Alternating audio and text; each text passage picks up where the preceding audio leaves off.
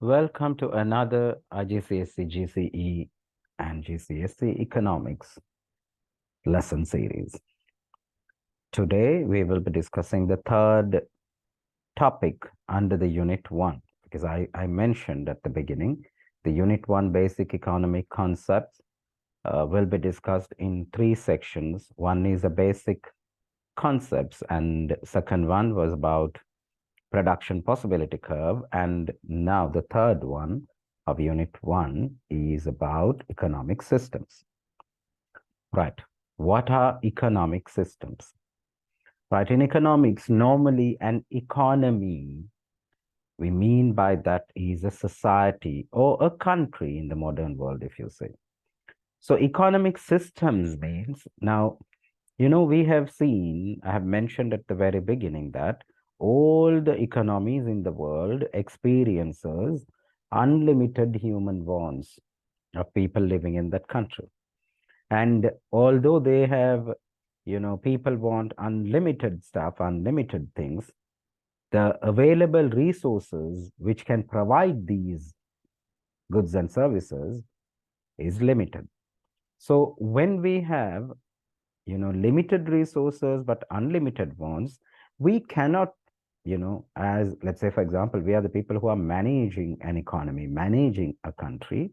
We cannot just simply ask the people, call all the people and say, look here, we just have very short shortage of resource.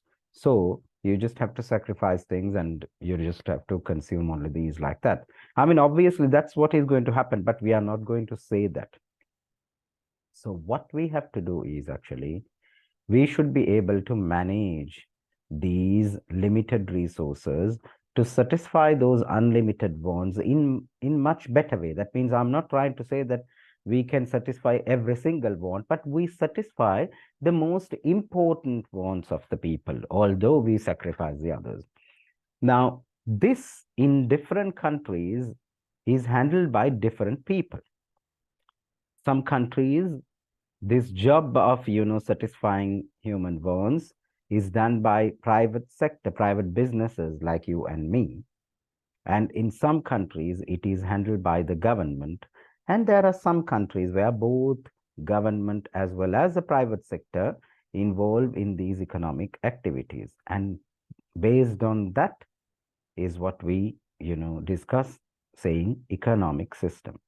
So we will see what is the definition for economic systems. And before that, simply because there's unlimited wants and limited resources, every economy faces the problem of scarcity. We know that. So because of that, economies may come up with some problems or some questions. For example, okay, we just have £100. With that £100, what to do? Or like that, if it is a country, we have certain amount of money and other resources. So with that, what to produce, whether to produce books or car. And how to produce is another problem, like whether we are going to be like, highly labor intensive or capital intensive. And thirdly, whom to produce. That means whether to produce these cars for the rich or for the middle class. Right. So what to produce, how to produce, and whom to produce are very, very basic three questions, but there are many other questions that an economy can face as well. So an economic system is like based on who answers those questions in an economy, whether it is the government or the private sector. Right. So what do we mean by economic system is what?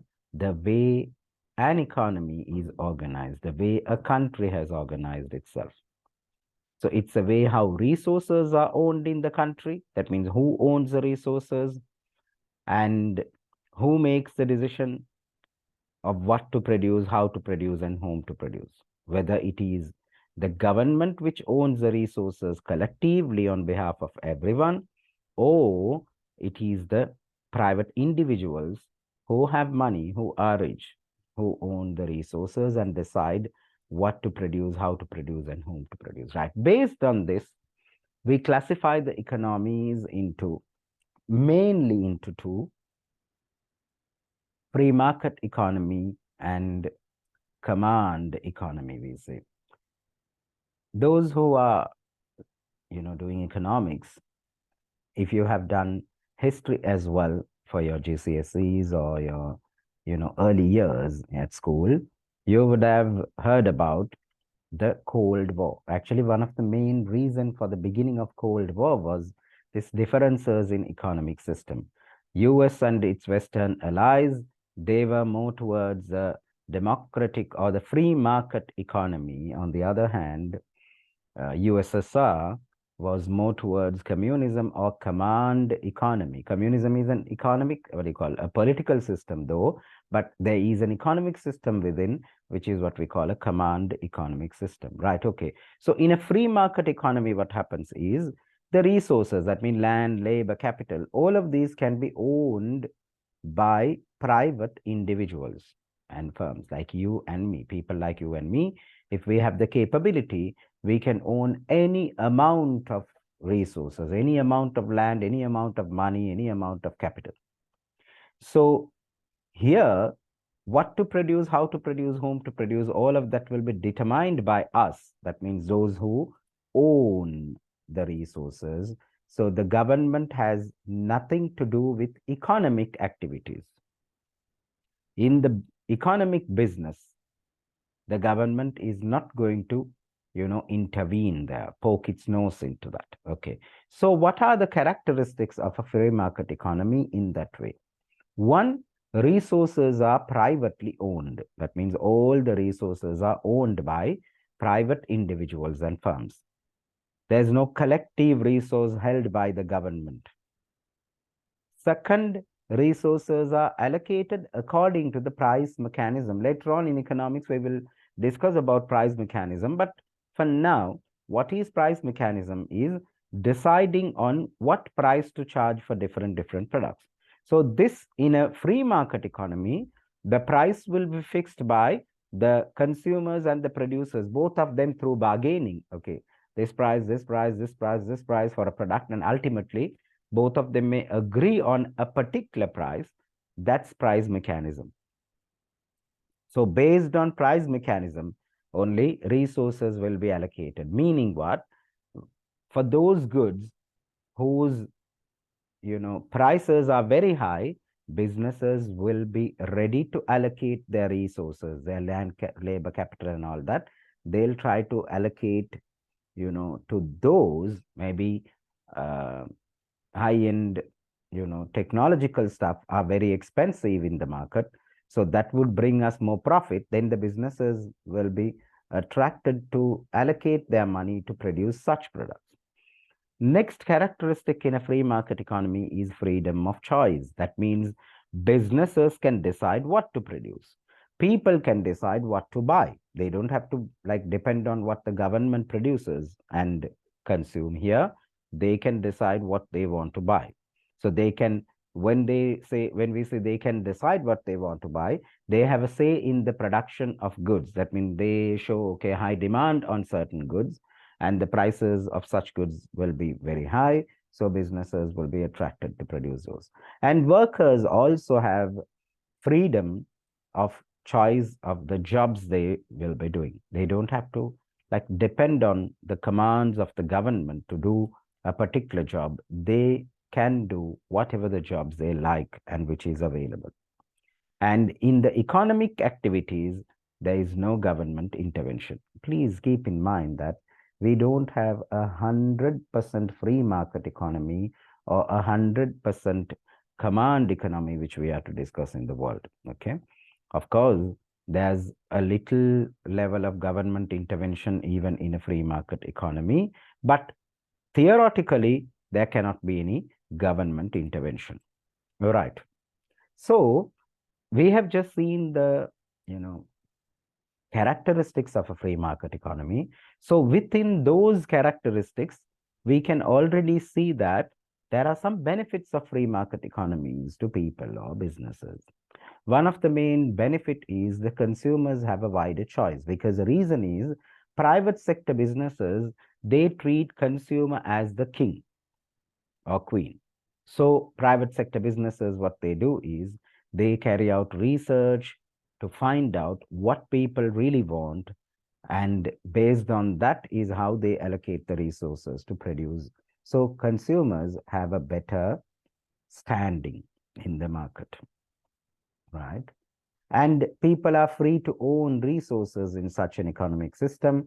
Nobody is going to say you can't have more than this many houses, you can't have more than this many buildings and land and money, bank deposits and all that. People have the complete freedom. So producers and workers and consumers, all of them have freedom of choice without government intervening in their freedom. So that's another benefit. And another advantage is price is determined by the market.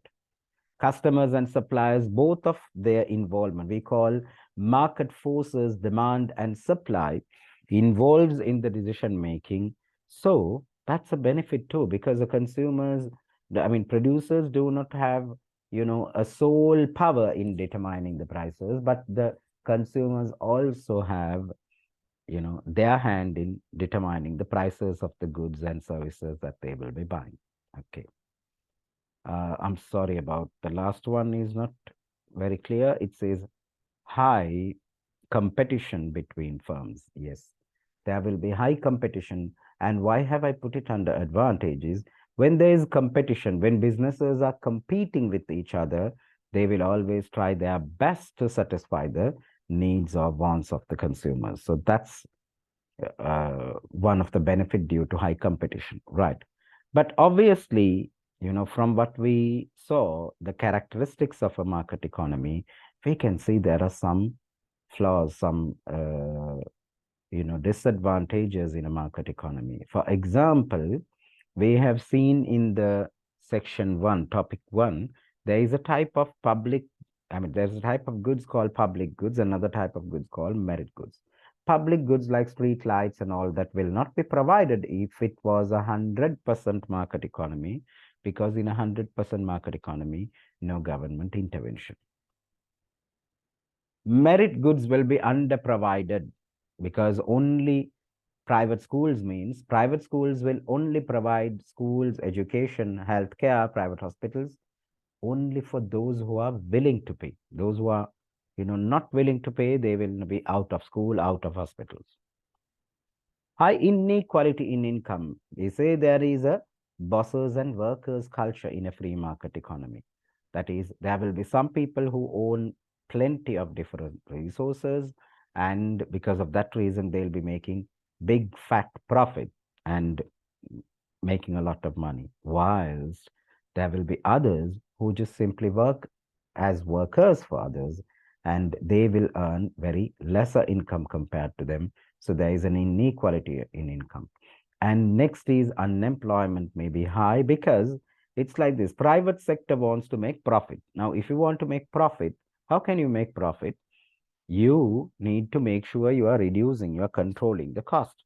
So workers' wages and salaries is one of the major costs for businesses. So many businesses, what would they do is they will try to hire as much as less workers to get the maximum out of them. So many of the others will be unemployed. Wasteful competition is another. What do we mean by wasteful competition is when, imagine, businesses are competing with each other. It's a good thing for the consumers, true. But what happens is this competition, will slowly lead to some of those firms who can't compete with the bigger firms to be driven out of the market. When more and more businesses are driven out, there will be just a handful of businesses, or maybe just one business providing each in each market. So when there is one or a handful of businesses only, they have the tendency to, like exploit the consumers by charging a very high price. So that's why we say competition can become wasteful if it leads to closing down of firms. Social cost and benefits are ignored, the next disadvantage. What do we mean by social cost is, now see, when a business produces a particular product, it can be beneficial to the customers, it can be beneficial to the business, And it can be beneficial to the outsiders also. Like, let's say, for example, schools. When a private company runs a school, the student gets qualified and will be able to find better jobs and better pay. The school gets fee income and makes profit. So both these people are called private parties. There is an external party, that means outsiders who do not go to school, or maybe they are not in the school going age or whatever, the society. So the society also gets benefited when the society has better educated people. And businesses get quality and qualified workers. These are what we call benefits to the society. And cost to the society is like, sometimes certain products, let's say, for example, product like, which I do not want to take as an example, but yes, let's say cigarette. Now, this is the cost to the private party is, that means the consumers of cigarette is the money they pay and maybe the health problems that they may receive. That is their problem, their private problem. And cost to the business, which makes is a cost of making it, cost of producing it, and maybe paying taxes and all that. But there is a cost to the others. What's that? The people, passive smokers, getting affected and, getting diseases and, sicknesses, getting sick and, falling in trouble, spending a lot of money to cure those sicknesses.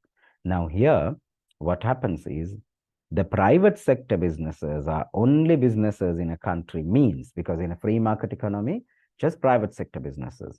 What will happen there is the private sector businesses will simply ignore that, it may affect negatively the outsiders and they may continue to produce the product. And on the other hand, schooling, education gives a lot of benefits to the society, but they are not bothered about that. So they only will have a school to a certain size up to which they can get rich children only. That means who are ready to pay. Right. So that is what we mean by ignoring social costs and benefits. And those are the disadvantages of market economies. Command or planned economy. What do we mean by this is actually, this is a type of economic system where there is no private sector, but the government will own all the resources. Land, labor, capital, enterprise, everything in the country will be owned by the government. And the government will be the one which makes economic decision. That means what to produce, how to produce, whom to produce. All of this is decided by the government. Now, if that's the case, what are the characteristics of a command economy when we say, as we have already discussed, resources are owned by the government. It is the government which owns land, labor, capital, enterprise, everything. And government decides what to produce, whom to produce, and how to produce. All of these economic, basic economic problems, solutions for all of these is found by the government. And goods and services are not produced according to market price. That means market price doesn't matter here. It is the government which will decide this is the price of bread, this is the price of shirts, this is the price of cars, like that. So there is no, consumers and producers deciding. One way it might be good also, because when the government decides, the government will not try to charge a very high price from consumers. It will make sure that businesses, they're selling at a nominal price which is achievable, which is payable by consumers, affordable by consumers, right? Advantages of command economy. One of the most important benefit of command economy, since it is the government which decides what to produce, the government is not going to, show priority on goods like, cars and various other luxury, but they will first try to produce the basic necessities of people, right? And employment can be found very high level. That means government tries to give jobs for all, right? And because of that reason, the next advantage, that is even distribution of income. Since the government tries to give jobs for all, the government also, provides almost similar wages and salaries to people. And public and merit goods here, like schools, hospitals, and roads and highways and defense, those public goods will be provided, by the government as much as people want. That's another characteristic of command economy. I mean, advantage of command economy. But there are some problems of command economy, as we can see here. One, shortage of goods and services, because actually government might not be very good at planning what to produce, how to produce and all, because the government is not going to carry out research and stuff like the private businesses do. The government has a plan, and most of the time such plans can fail and leading to shortage of resources. We have actually heard about maybe the 70s, 60s and all that, even 80s maybe, from different countries, different parts of the world, who were actually having more sort of command economic system, that there were a lot of queues for get, getting certain goods. I wouldn't say buying, maybe getting, because these goods were rationed out by the government, because these were produced not enough. There was shortage of resources, you know. And consumer choice may be less, because consumers like to buy so many different products, and these different products will be offered by private businesses. Now, since there is no private businesses, the government is the one which plans what to, how to, and whom to produce. So the government will only produce those necessities mainly. So consumer choice may be very less.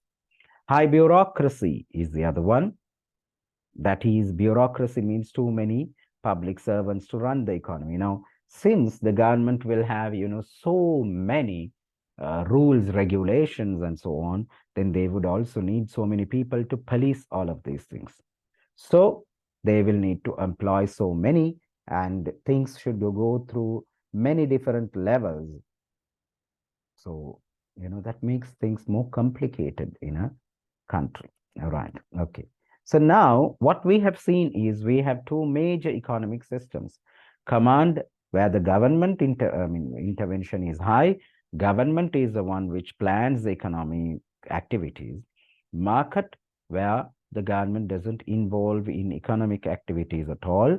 Private sector is the one which determines economic activities. Now, what we have seen is in both these economic systems, although there are advantages, there are disadvantages as well. So what we can do is actually, we can try to get the benefits of both types of economies and avoid the disadvantages of both types of economies if we use both the economic systems.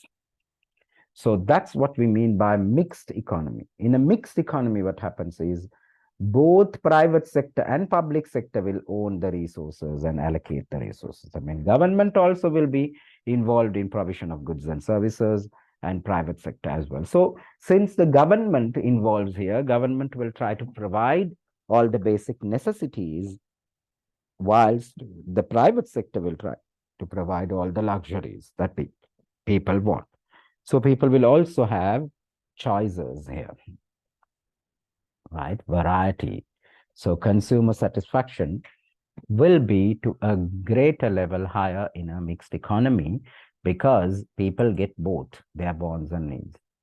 And in case the private sector fails to perform something, like let's say private sector doesn't provide public goods or ignores the social cost, then the government will fine them or intervene here to correct the market failure and make sure that, people are given the best. So what we can say is mixed economy is really good because it has the best of the both worlds. Right. Okay. So that's the end of this unit, economic system. So now with this topic 3 of unit 1, we have completed unit 1 of economics. All right. So I will see you in another video with economics unit 2. Until then, Take care and goodbye.